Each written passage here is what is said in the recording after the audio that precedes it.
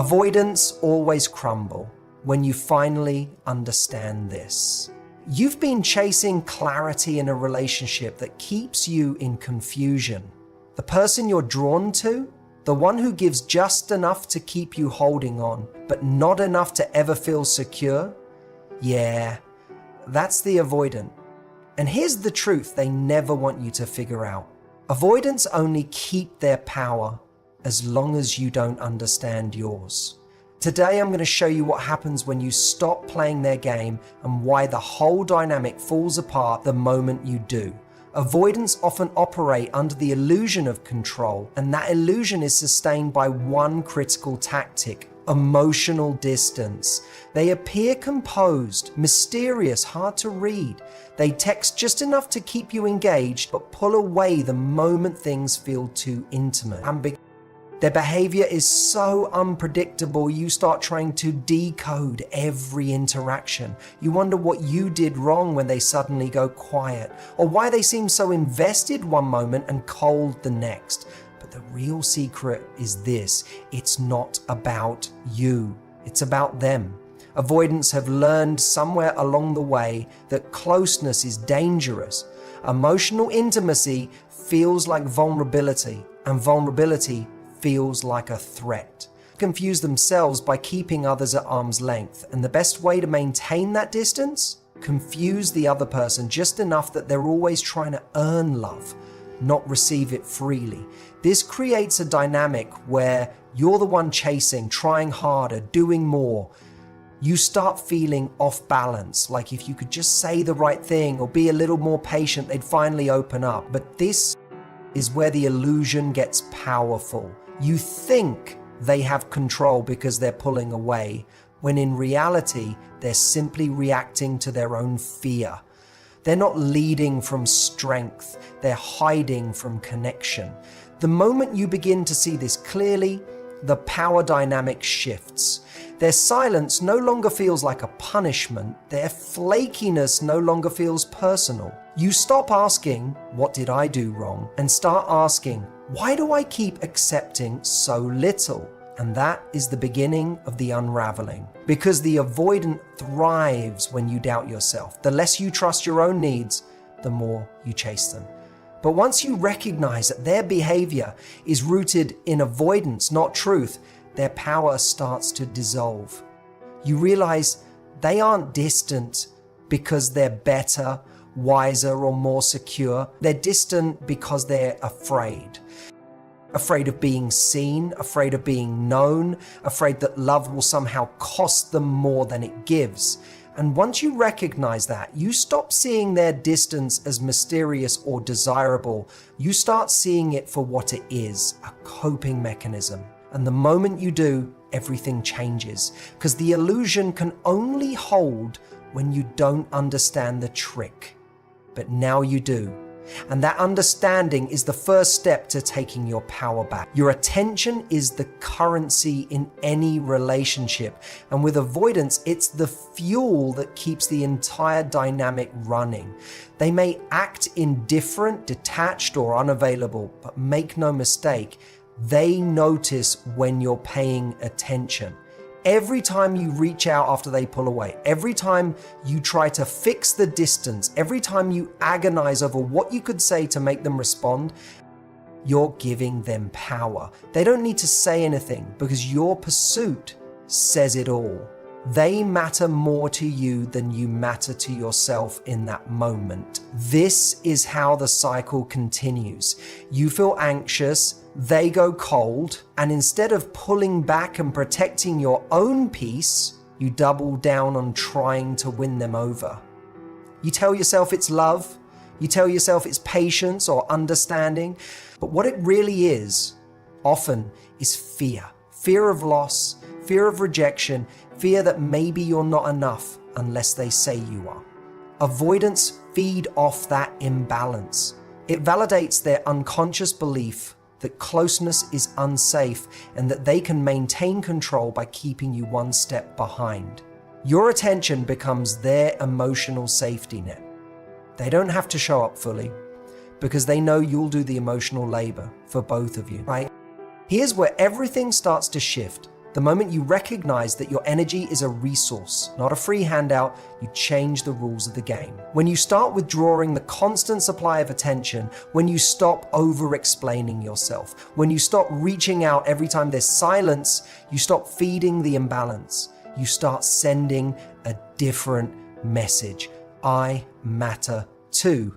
And for the avoidant, that message is both foreign and unsettling. They're used to being chased, not challenged. They're used to being understood without having to offer understanding. So when your focus turns inward, when your self-respect becomes louder than your need for validation, they feel the shift, and it disrupts the dynamic completely, not because you're punishing them, but because you're no longer rewarding emotional distance. You begin to see how much of your energy was going into trying to be chosen by someone who was never offering you certainty. And with that awareness, you start to reclaim the attention you were giving so freely and redirect it toward yourself, not in bitterness, but in clarity. Because the person who wins in love isn't the one who gets the most attention. It's the one who values their own enough not to waste it. Detachment isn't about being cold. It's not about shutting down or pretending you don't care. Real detachment is about reclaiming your emotional balance. It's the moment when you stop letting someone else's inconsistency dictate your self-worth. With avoidance, this is a game changer because their power lies in your reactivity.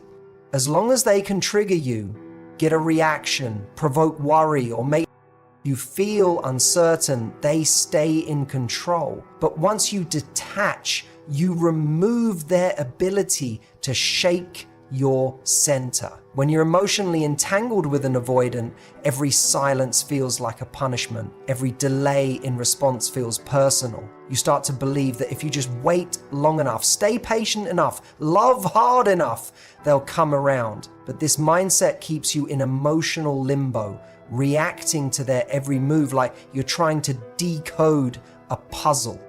You give them the authority to determine whether you feel secure or not. And that's where you start to lose yourself. Detachment flips this. It says, I see your behavior and I no longer need to personalize it. It means recognizing that someone's emotional avoidance isn't a reflection of your value. It's a reflection of their discomfort with intimacy. You stop asking, why are they pulling away? And instead ask, why am I still tolerating emotional distance? This kind of detachment creates space for you to think clearly, act intentionally, and most importantly, protect your peace.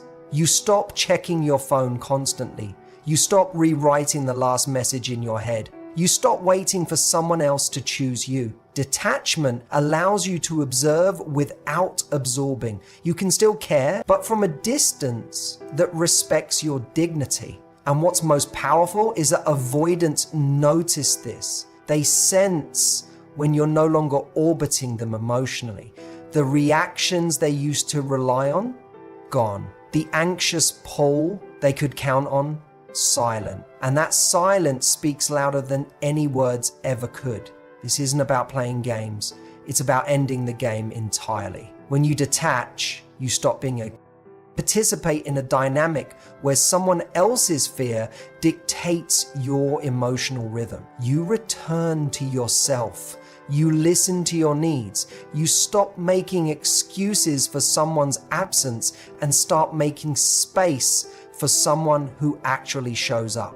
Detachment doesn't mean you stop love, and the moment you make that shift, you become unshakable, not because you're closed off, but because you finally know who you are without needing someone else to validate it. Consistency is like a mirror. It reflects back everything that isn't real. When you begin to show up with emotional consistency, clarity, and calm intention, it does something avoidants are rarely prepared for.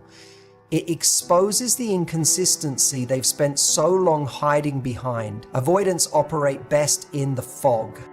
They thrive where there's just enough confusion to keep things vague, undefined and emotionally distant. But when you introduce consistency into the dynamic, when your words match your actions, when your expectations are clear, when you're not swinging between highs and lows, they can't hide anymore. Suddenly, the contrast becomes sharp. Your stability brings their instability into focus. Your emotional honesty makes their defensiveness more noticeable.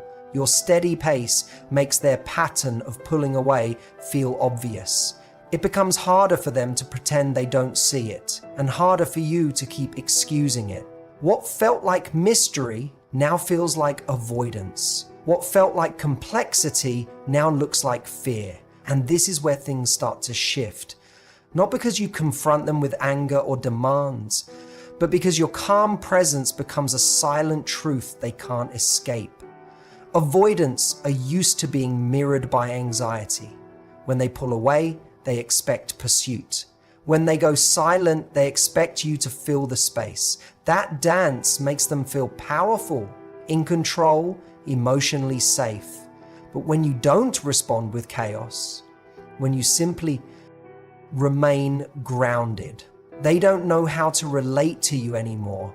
They're confronted with a new reality. They either have to step up emotionally or fall out of rhythm completely. And here's the interesting part. They often do begin to crumble.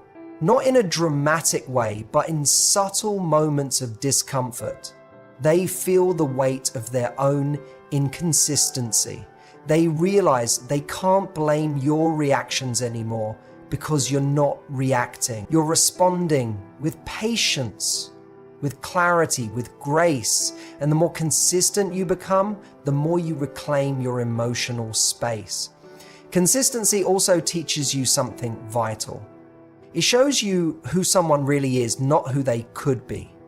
You stop clinging to potential and start watching patterns. You stop hoping they'll change and start seeing what they consistently choose. And from that place, you make better decisions. You no longer try to earn love, you simply offer it with honesty and let people show whether they're capable of meeting you there. Because when you're consistent, their inconsistency is no longer confusing, it becomes your answer. Boundaries are not about control, they're about clarity. In relationships with avoidance, the absence of boundaries is what keeps you stuck in confusion. You begin to tolerate mixed signals, ghosting, sudden emotional distance, and bare minimum communication because part of you believes that being understanding will win them over. But what actually happens is this: every time you ignore your own discomfort, you reinforce the idea that their behavior is acceptable. You teach them that you will adapt, bend, and shrink yourself to maintain the connection. That is the cost of unspoken boundaries. Avoidants are not necessarily malicious. They often don't even realize the impact of their behavior, but they are comfortable with space and uncomfortable with emotional accountability. The more you accommodate their fear of intimacy, the more they settle into patterns that leave you emotionally starved. This is where boundaries become essential, not as a way to punish, but as a way to protect. When you say, "I'm not available for inconsistency," or "I need communication I can rely on," you're not asking for too much. You're asking for the bare minimum required to sustain a real connection. And here's what makes boundaries powerful. They are not demands, they are standards. You don't beg someone to rise to them. You simply let your actions show that you're willing to walk away if they don't. Avoidants are used to others shifting to accommodate them. They're not used to someone calmly saying, "That doesn't work for me," and meaning it. So when you do, it disrupts the pattern. Suddenly they're faced with a version of you that's grounded, self-respecting, and unwilling to settle for crumbs. What's even more revealing is how they respond. Some may step up.